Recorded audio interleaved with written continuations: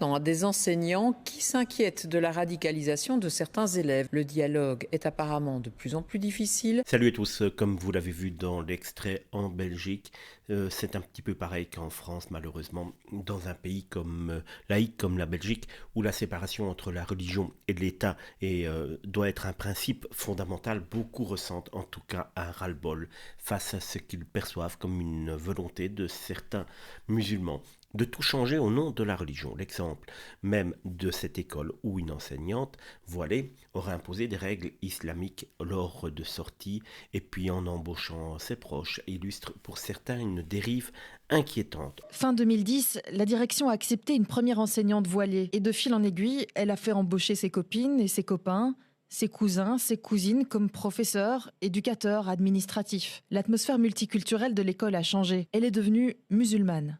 Ce type de situation alimente le sentiment que les valeurs laïques, comme la neutralité dans les institutions publiques, sont mises à mal. Nombreux sont ceux qui appellent à un respect strict des principes républicains pour préserver une coexistence harmonieuse, tant qu'on peut, sans que des revendications religieuses ne viennent bouleverser l'équilibre d'une société pluraliste.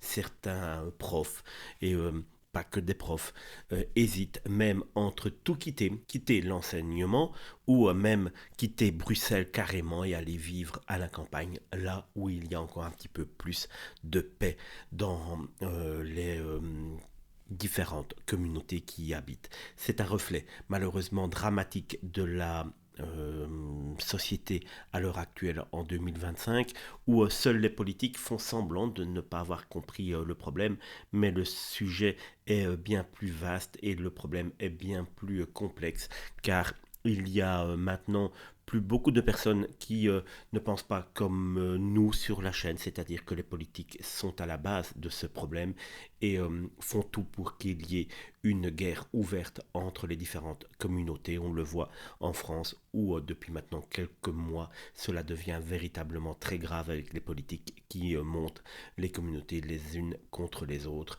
par exemple avec Gaza. Au lieu de parler de solutions pour trouver un apaisement là-bas, en Belgique, comme on le voit, la situation est très préoccupante également et Bruxelles est devenue véritablement un coupe-gorge.